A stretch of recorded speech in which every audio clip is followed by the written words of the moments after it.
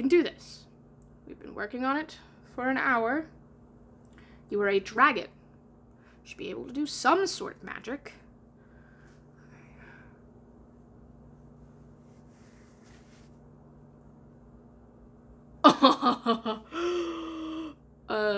Yes. Oh, hey. Please tell me you saw that. Please tell me you were here to see that. Like, I'm magic. Take that, Peter Pan. Well, welcome back to Storytime Theatre. My name is Benny, and I am your storyteller for today. We are halfway through our book, my friends, which means the action is gonna ramp up, and I'm so excited. There's been so many descriptions and so much going on, and I'm just ready for some sword fighting. So, let's crack at it with Chapter 10 of Peter Pan, The Happy Home. One important result of the brush on the lagoon was that it made the Redskins their friends. Peter had saved Tiger Lily from a dreadful fate, and now there was nothing she and her braves would not do for him. All night they sat above, keeping watch over the home underground and awaiting the big attack by the pirates, which obviously could not be much longer delayed. Even by day they hung about, smoking the pipe of peace and looking almost as if they wanted tidbits to eat. They called Peter the Great White Father, prostrating themselves before him, and he liked this tremendously, so that it was not really that good for him. "The great white feather," he would say to them in a very lordly manner as they groveled at his feet, "is glad to see the Pickaninny warriors protecting his wigwam from the pirates." Oh my gosh. There is so much to unpack here. "Me Tiger Lily," the lovely creature would reply. "Peter Pan save me, and he is very nice friend, and me no let pirates hurt him. Oh no. I'm sorry, I'm having so much trouble with this text today, for unboxable reasons. She was far too pretty to cringe in this way, but Peter thought it his due, and he would answer condescendingly, "It is good. Peter Pan has spoken." Always when he said Peter Pan has spoken, it meant that they must now shut up, and they accepted it humbly in that spirit. But they were by no means so respectful to the other boys, whom they looked upon just as ordinary braves. They said, "How do?" to them, and things like that, and what annoyed the boys was that Peter seemed to think this was all right. Secretly, Wendy sympathized with them a little, but she was far too loyal a housewife to listen to any complaints against father. Against father? Since when was Peter father? Who made that deal? Am I forgetting something? I don't think I am. Let's continue on. "Father knows best," she always said, whatever her private opinions must be. Her private opinion was that the Redskins should not call her a squaw. We have now reached the evening that was to be known among them as the Night of Nights, because of its adventures and their upshot. The day, as if quietly gathering its forces, had been almost uneventful, and now the Redskins in their blankets were at their post above, while below the children were having their evening meal, all except Peter, who had gone out to get the time. The way you got the time on the island was to find the crocodile, and then stay near him till the clock struck. This meal happened to be a make-believe tea, and they sat around the board guzzling in their greed. And really, what with their chatter, the noise, as Wendy said, was positively deafening. To be sure, she did not mind noise, but she simply would not have them grabbing things and then excusing themselves by saying that Toodles had pushed their elbow. There was a fixed rule that they must never hit back at meals, but should refer to the matter of dispute to Wendy by raising the right arm politely and saying, "I complain of so-and-so."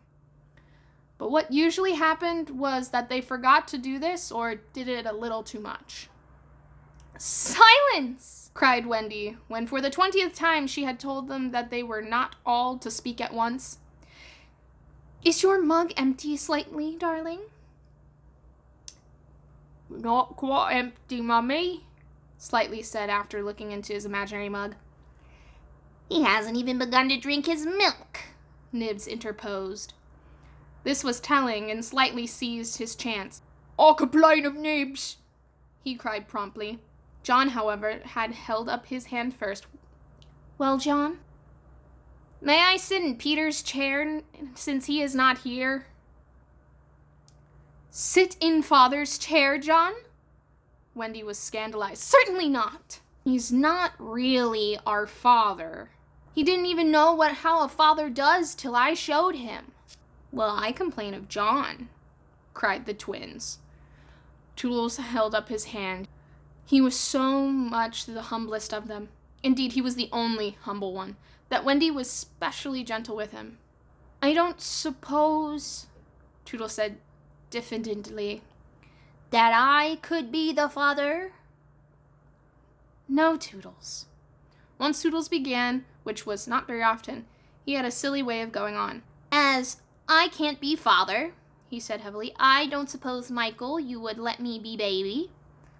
"No, I won't," Michael rapped out. He was already in his basket. "As I cannot be baby," Toodles said, getting heavier and heavier, "do you think I could be twin?" "No, indeed," replied the twins. "It's awfully difficult being a twin." "As I can't be anything important," said Toodles, "would any of you like to see me do a trick?" "No," they all replied. Then at last he stopped. "I hadn't really any hope." The hateful telling broke out again. "Slightly's coughing on the table. The twins began with cheesecakes. Curly's taking both butter and honey. Nibs is speaking with his full mouth. I complain of Curly. I complain of twins.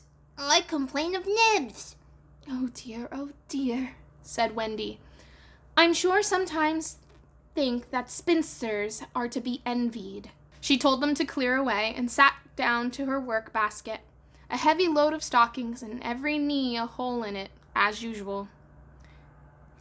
"Wendy," said Michael, "I'm too big for this cradle." "I must have somebody in the cradle," she said to him tartly, "and you're the littlest. A cradle is such a nice, homely thing to have about the house." While she sewed, they played around her. Such a group of happy faces and dancing limbs lit up that romantic fire. It had become a very familiar scene, this in the home under the ground. But we are looking on it for the very last time. What? What do you mean we're looking on it for the last time? Narrator man, don't play any funny business now. See? There was a step above, and Wendy, you may be sure, was the first to recognize it. "Children, I hear your father's footsteps. He likes you to meet him at the door." Above, the redskins crouched before Peter. "Watch well, braves. I have spoken." And then, as so often before, the gay children dragged him from his tree. As so often before, but never again. He had brought nuts for the boys as well as the correct time for Wendy. "Peter, you just spoil them, you know." Wendy simpered. "Ah, old lady," said Peter, hanging up his gun. His gun? Ah! When did Peter get a gun? First, when did he become father? When was this established? Second of all, when did the boy get a gun? There's so much to unpack in this chapter, and we've only just begun.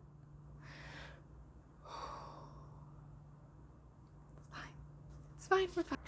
The first twin came to Peter. "Father, we want to dance." "Dance away, my little men," said Peter, who was in high good humor. "But we want to dance with you." Peter was really the best dancer among them, but he pretended to be scandalized. "Me? My old bones would rattle." "And Mummy, too." "What?" cried Wendy. "A mother of such an artful dance?" "But on Saturday night," Slightly insinuated. It was not really Saturday night. At least it may have been, for they had long lost count of the days. But always, if they wanted to do anything special, it had to be on Saturday night. And then they did it. Of course, it's Saturday night, Peter, Wendy said relentingly. People of our figure, Wendy. But it's only among our own progeny. True. So they were told they could dance, but they must put on their nighties first. "Ah, old lady," Peter said aside to Wendy, warming himself by the fire and looking down at her as she sat turning a heel. "There is nothing more pleasant of an evening for you and me when the day's toil is over than to rest by the fire with the little ones nearby." "It is sweet, Peter, isn't it?" Wendy said, frightfully grateful. "Peter, I think Curly has your nose." Girl, make-believe is getting a little too far. Curly does not have Peter's nose. Curly is not Peter's child. Peter is not a father. Wendy's not a mother. Silliness. Michael takes after you. She went to him and put her hand on his shoulder. "Dear Peter," she said, "with such a large family, of course, I have now passed my best. But you don't want to change me, do you?" "No, Wendy." Certainly he did not want to change, but he looked at her uncomfortably, blinking, like one not sure whether he was awake or asleep. "Peter, what is it?" "I was just thinking," he said, a little scared. "It is only make-believe, isn't it? That I'm their father? Yes, it is make-believe. Yes, it is." "Good night." "Oh, yes," Wendy said primly.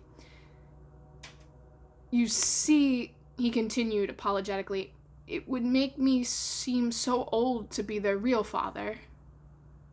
"But they are yours, Peter, yours and mine." "But not really, Wendy?" he asked anxiously. "No, if you don't wish it," she replied, and she distinctly heard his sigh of relief. "Peter," she asked, trying to speak firmly, "what are your exact feelings of me?" "Those of a devoted son, Wendy. I don't know what's worse, being put in the friend zone or being told that you are like a son to a person. Is there such a thing as the maternity zone? Because I think that's where Wendy just got sent." "I thought so," she said, and went and sat by herself at the extreme end of the room. "You're so queer," he said, frankly puzzled. "And Tiger Lily is just the same. There is something she wants to be to me, but she says it is not my mother." No, indeed it is not," Wendy replied with frightful emphasis. Now we know why she was prejudiced against the Redskins. "Then what is it?" "It isn't for a lady to tell."